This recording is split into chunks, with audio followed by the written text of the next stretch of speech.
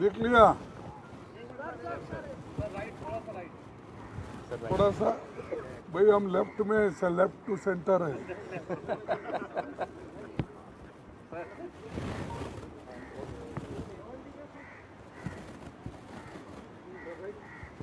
Okay, thank you.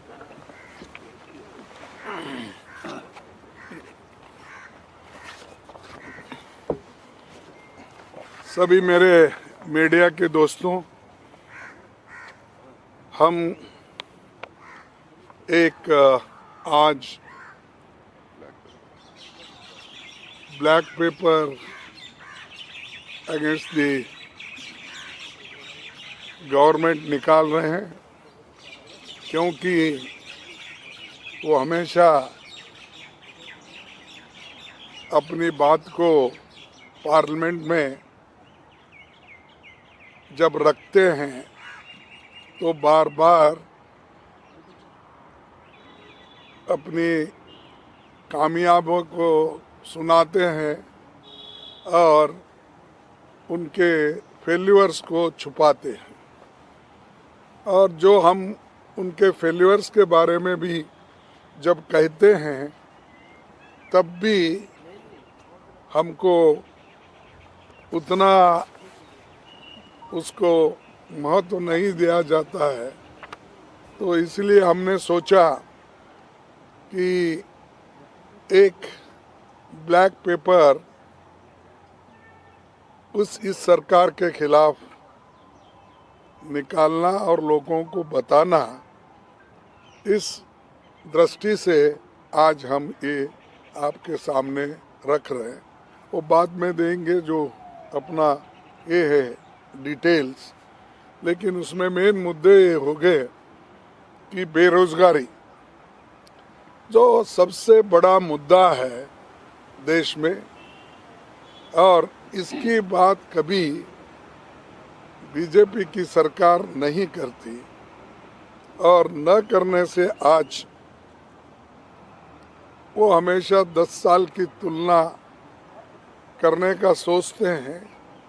और मुझे कभी कभी ऐसा हंसी आती है कि उन्होंने परसों पब्लिक सेक्टर्स की बात करके उन्होंने बताया, लेकिन ऐसा नहीं कौन सा बताया कि जो पंडित जवाहरलाल नेहरू जी के ज़माने में HAL, HMT, BEL, BHEL ऐसे चीज़ें कोई है उन्होंने कभी बताया नहीं। वो कौन से हैं उनके ज़माने में पब्लिक सेक्टर्स, कितने लोगों को एम्प्लॉयमेंट मिला, कितने लोगों को अच्छी नौकरी मिली, ये उन्होंने कभी नहीं बताया। और दूसरी बात ये तो रोजगारी की, एक देहात में भी रोजगारी कम हो रही क्योंकि ये नरेगा का पैसा वो रिलीज नहीं कर रहे, और हर स्टेट में डिस्क्रिमिनेशन हो रहा है। जैसा कि कर्नाटक है, आंध्रा है, जहाँ भी बोलिए, या तेलंगाना है, केरला और कर्नाटक, सभी ऐसे जो यहाँ पर जो non Congress, non BJP states जो है उनको निगलेक्ट किया जा रहा है। कहीं के भी वहाँ पर उनकी सरकार नहीं है, वहाँ पर उन्होंने कुछ पैसा छोड़ते नहीं, देते नहीं, और बाद में ये कहते हैं कि हमने तो रिलीज किया है, वो खर्च नहीं हुआ। ऐसा नहीं होता। जब जब खर्च करते हैं उस वक्त अगर आप इमीडिएटली पैसे देते फिर आगे का काम होता है, लेकिन वो पर्पसली वो लोगों को काम नहीं देना और खर्च नहीं हो रहा ये बोलना, ये एक बहुत बड़ी साजिश है ये बीजेपी की सरकार की। और दूसरा, महंगाई तो इतनी बड़ी है, तो वो नेहरू के ज़माने की कंपेयर करते हैं, इंदिरा गांधी जी के कंपेयर प्राइसेस उस वक्त क्या थे वो अरे आज आप क्या कर रहे हैं वो महत्व का है। You are ruling today. इस इन्फ्लेशन को कंट्रोल करने के लिए आपने क्या कदम उठाया, ये महत्व का है, ना कि आज़ादी के पहले क्या था, फिर नेहरू जी ने क्या किया, इंदिरा जी ने क्या किया, राजीव ने क्या किया। क्योंकि कांग्रेस को तो आप गालियां देते दे दो, लेकिन ये मेन समस्या है महंगाई का। आपने इसको खाने पीने के सामान जो उसको कंट्रोल करना था वो नहीं किए। और ऐसे हैं चंद ये पल्सेस है, ये आप कंट्रोल कर सकते हैं। तेल है, आप कंट्रोल सकते। एसेंशियल कमोडिटीज जितने भी होते हैं उसको कानून है कंट्रोल करने का, लेकिन चंद ऐसे उनके लोग हैं, उनके दोस्त लोग हैं, वो यहाँ पर अगर महंगाई हो गई तो बाहर से इंपोर्ट करते हैं, वो जहाज समंदर में रखते हैं टिल यहाँ के प्राइसेस राइज नहीं होते। जब प्राइसेस राइज होते हैं तब वो समंदर में से रहने से जहाज पोर्ट पे लाते हैं। पोर्ट पे इसे लाने के बाद ही उसको वो टैक्स लगेगा, वो लगेगा, ये लगेगा, इसीलिए वो भी काम वो करते हैं। यानी दे ट्रीट बिग बिग जो जहाज होते हैं उनको एक गोडाउन के तरफ वो ट्रीट करते हैं। तो ऐसा भी फायदा वो लोग अपने दोस्तों को करके देते हैं। और तीसरा किसान, किसान का हम नहीं बोल रहे, किसान लोग तो धरना बैठे यहाँ, और किसान लोग वहाँ पर 1 साल तक बैठे, उनकी कोई चिंता उन्होंने नहीं की। और 3 काले कानून लाके उन्होंने फिर बाद में वापस लिया। तो इसका मतलब ये है कि समझदारी नहीं है, और उससे किसानों को फंसाया जा रहा है कि एक तरफ मैं एमएसपी ज़्यादा कर दूँ बोले, मैं किसान की आमदनी डबल करूँगा बोले, कहाँ है वो सब। और ये सब बातें पार्लियामेंट में उसका उत्तर या उसके बारे में कुछ नहीं बोलते, ना बेरोजगारी के बारे में बोलते हैं, ना महंगाई के बारे में बोलते हैं, ना किसानों के बारे में। दूसरे चीज़ लाना जो इर्रेलेवेंट है, और उसी के ऊपर वो भाषण उनका चलते रहता है। तो ये किसान का मुद्दा भी बहुत बड़ा है, और वो जो उनका वायदा था 4 घंटे पे दो ये अपना डबल आमदनी करने का, वो कुछ भी नहीं है। और ट्रैक्टर पे, इस पे, ये जो एग्रीकल्चर इक्विपमेंट्स है उनके ऊपर भी जीएसटी लगाया गया। और एमएसपी की गारंटी तो छोड़ो, मोदी की गारंटी बोलो, ये गारंटी लिखो ना। गरीब के जो आपने कहा कि मोदी की गारंटी एमएसपी थी, मैं नहीं कर सका, नौकरियां 2-2 करोड़ हर साल देना था, मैं नहीं कर सका, ये मोदी की गारंटी है ना। अब नए गारंटी निकले हैं, तो ये जो है इसके बारे में। और सामाजिक न्याय, देखिए सामाजिक न्याय वो बहुत बोलते हैं, मैं president of India schedule caste को बनाया, शेड्यूल ट्राइब मैं शेड्यूल ट्राइब को बनाया, मैं फलानों को बनाया। अरे ये इम्पोर्टेंट नहीं, ये तो बनते रहते, तुम्हारे पार्टी की एक पॉलिसी रहती। हमने भी बनाया, हमने तो ऐसे ऐसे नेताओं को शेड्यूल कास्ट के प्रेसिडेंट बनाया जो इंटरनेशनली फेमस थे। मैं ये नहीं कर रहा हूँ, कोई इनको क्रिटिसाइज नहीं कर रहा हूँ, मैं इनका भी महत्व मैं जानता हूँ, लेकिन अच्छे पढ़े लिखे लोगों को और अच्छे इंटरनेशनली फेमस जर्नलिस्ट थे, फिर एम्बेसडर थे, फिर वाइस प्रेसिडेंट बने, फिर उसके बाद में वो प्रेसिडेंट ऑफ इंडिया बने, वो शेड्यूल कास्ट थे। तो ये बातें उन्होंने वहाँ बोलना, बाबा साहब अम्बेडकर के बारे में हम फोटो लगाए, वो बोल, इससे देखो ये तो इमोशनल चीज़ें हैं, लेकिन आदमी को रोजगार देना ये इम्पोर्टेंट है। इसकी बात आप करना चाहिए, इसके लिए हम बोलते। और सामाजिक न्याय उस वक्त मिलता है हर चीज़ में आप लोग भागीदारी देना चाहिए। पब्लिक सेक्टर्स क्यों इंसिस्ट कर रहे हैं? पब्लिक सेक्टर्स अगर ज़्यादा बने, बड़े बड़े बने, तो उसमें एम्प्लॉयमेंट ज़्यादा मिलता है और SC ST OBC का वहाँ पर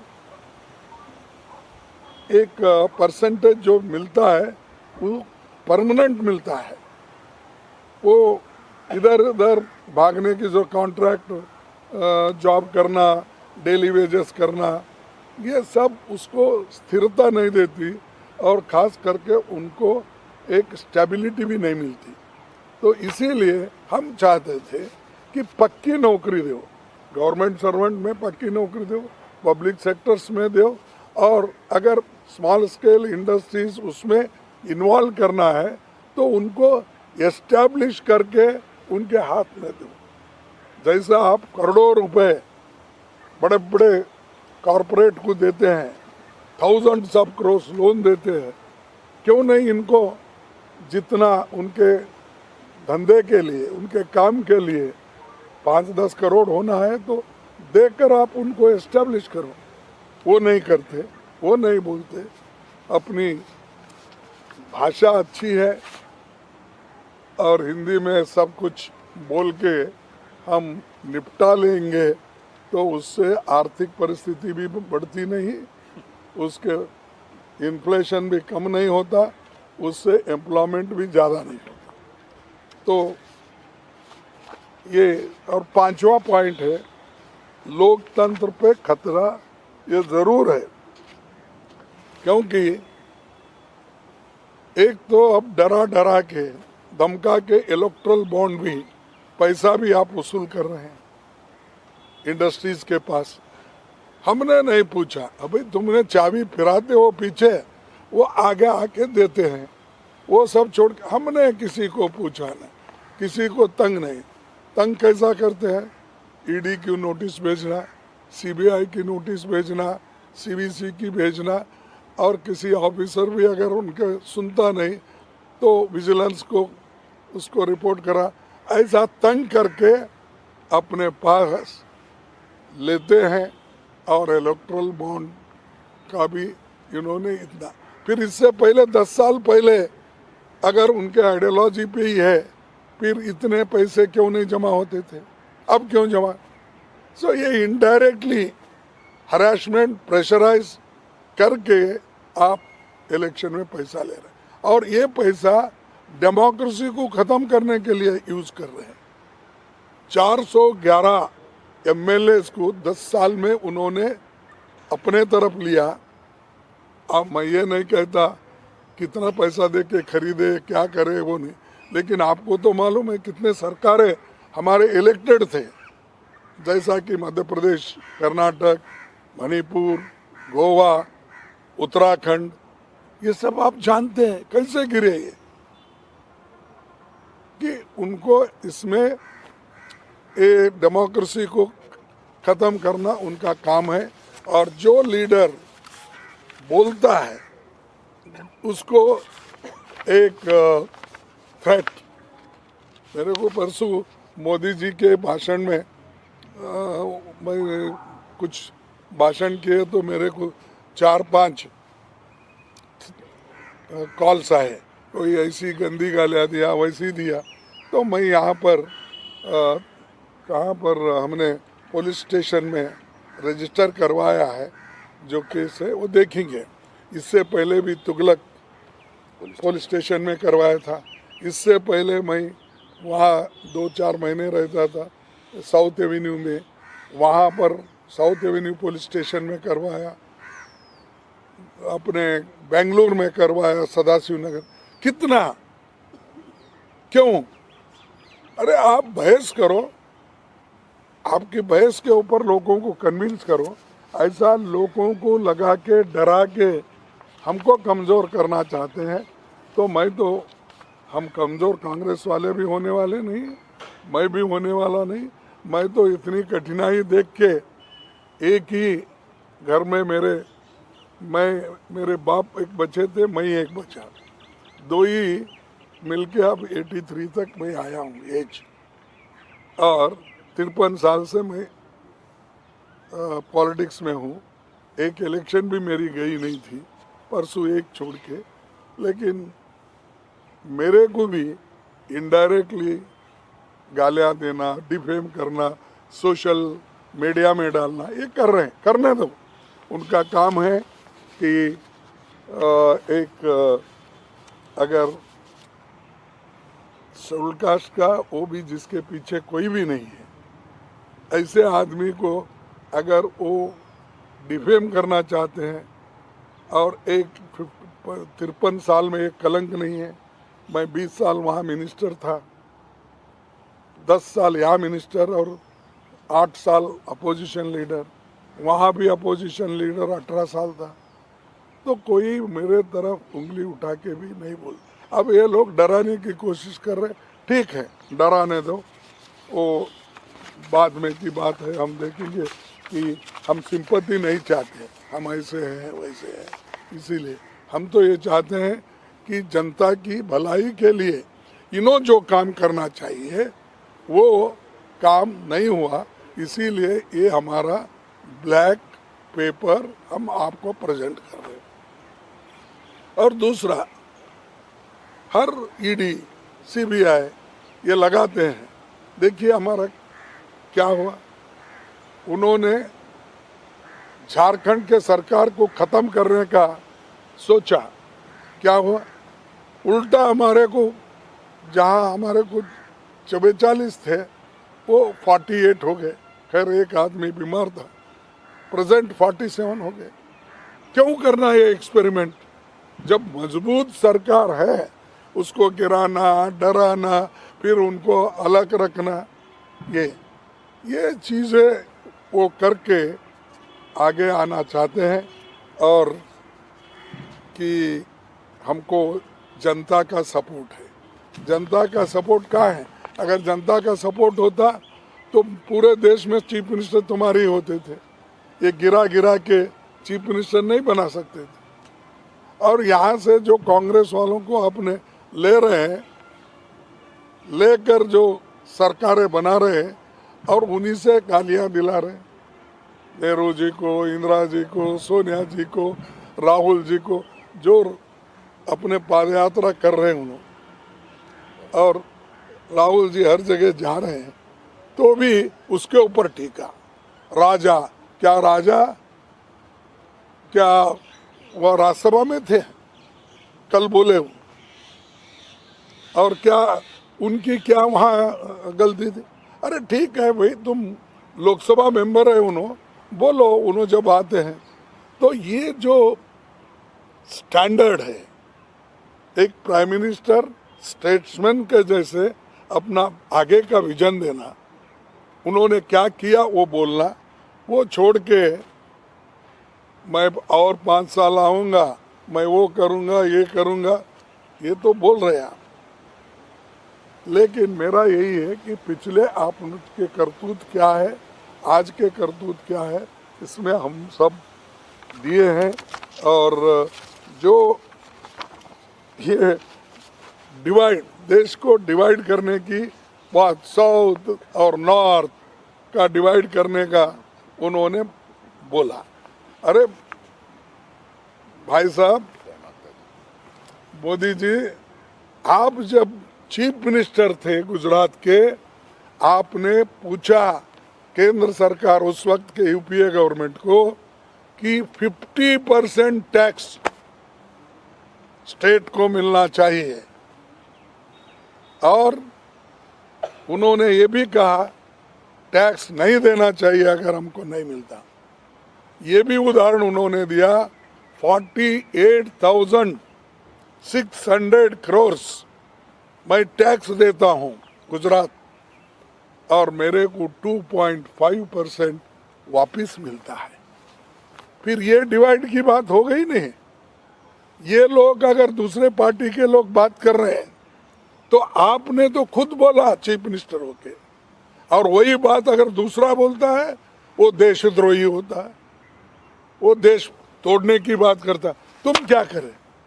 तुम तो देश तोड़ने की बात हमेशा करते, दंगे करवाए, पीछे लोगों को भड़काए, ऐसे ऐसे भाषण करके भड़काए, पूछो मत। और वही आदमी आज ये कहता है कि साउथ नॉर्थ की झगड़ा कर रहे हैं, देश को तोड़ना चाहते हैं। तुम कौन सी बात किए जब चीफ मिनिस्टर थे? तो वो उनको देखना चाहिए। और गवर्नर तो ऐसे बने हैं कि स्टेट के डिक्टेटर्स, वो जो कहते हैं वही होना। कहीं भी गवर्नर्स को इन्होंने बिठाया है तो वहाँ सरकार को डिस्ट्रॉय करने के लिए बिठाया। जहाँ बीजेपी का सरकार है कोऑपरेट करो, जहाँ नहीं है उसको फाइल्स वापिस भेजो, पेंडिंग रखो, ये सब है इसमें। मैं ज़्यादा आपको यहाँ पर और भी कुछ नहीं कहना चाहता हूँ, लेकिन जो कुछ मैंने आपके सामने रखा है और इसमें पूरा डिटेल भी आप देख सकते हैं। और आखिरी में एक ही बात करूँगा कि भाई कांग्रेस पार्टी ये महात्मा गांधी जी की पार्टी है। उसने स्वतंत्रता संग्राम में भारत को करके भारत को 200 वर्षों के ब्रिटिश अन्याय से निकाला, और 2024 में हम भारत को भाजपा के अन्याय के अंधेरे से बाहर लाएंगे, इंडिया गठबंधन से, और न्याय प्रदान करेंगे और काम करते रहेंगे। भारत के लोगों को हमने पहले भी जो वायदा किया है वो वायदे हम निभाएंगे, जैसा कि right to work, right to education, right to food, ये सब कानून हमने बनाया। तो उन्होंने कहे कि ये मोदी 80 करोड़ लोगों को फ्री दे रहा। अरे भाई हम भी दे रहे थे, उसका रेट ही था 3 रुपये। उसके बाद हर स्टेट ने कहीं मुफ्त किया, कोई अलग किया, लेकिन इन्होंने इतने जोर से बोलते हैं कि दूसरे समझे कि क्या सच बोल रहा है। लेकिन ये आंकड़े अगर आप देखेंगे, ये खर्चा अगर आप देखेंगे तो वो आपको मालूम होगा। धन्यवाद। सवाल नहीं टाइम हो गया। हाँ नहीं, 2 मिनट नहीं, टाइम तो नहीं है, क्योंकि फिर मोदी साहब का भाषण शुरू होगा। नंबर 2 है, अब हाँ ऑलरेडी स्टार्ट हो गया। आज नहीं है वो। नहीं साहब नंबर 2 स्पीकर हैं अभी। आज वो 56 लोग जो रिटायर हो गए,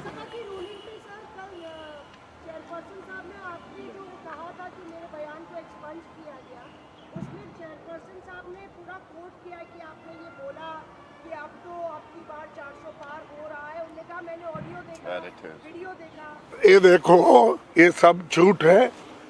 आगे देखिए व्यादान, यानी गड़बड़ करके मेरे शब्दों को उन्होंने उसमें आने ही नहीं दिया। और ये भी बोला है वो एक्सपंज किए सो बात जो है रिकॉर्ड पे नहीं जाना, वो उसके बारे में मैं कुछ नहीं बोलता बोले। तो ये जो है ये तोड़ मरोड़ के जो बोल रहे हैं, ये पर्पजली कर रहे हैं। मैंने तो 2 पेज कर एक्सपंज हुए सो दिया था, क्यों नहीं उसके ऊपर बोल रहे? हाँ सर जयंत चौधरी बीजेपी के बाबा सर जयंत चौधरी का बीजेपी के संपर्क में हाँ जयंत बाबा सिद्दीकी ने ज्वाइन कर दिया आपकी जयंत चौधरी ने पार्टी छोड़ दी है। इंडिया का एक और घटक ठीक है। मेरे वहाँ के लोकल जो चेयरमैन प्रेसिडेंट है, मैं उनको पूछ कर रिएक्ट करने के लिए क्या करते हैं, क्या हुआ है मैं देखिए। सर जयंत चौधरी पे क्या जयंत चौधरी से आप लोग बातचीत कर रहे हैं, उनके बीजेपी में के साथ जाने की चर्चा है? देखो भाई, सबके साथ हमारे लोग टीम है, वो टीम बात कर रही है, और वासनिक के नेतृत्व में 6 मेंबर की टीम है। हर जगह हम कांटेक्ट कर रहे हैं, लेकिन हर चीज़ डिस्क्लोज प्रेस को नहीं कर सकते जब तक वो ये नहीं बनता कि सीट कितने क्या है फिक्स नहीं होगा।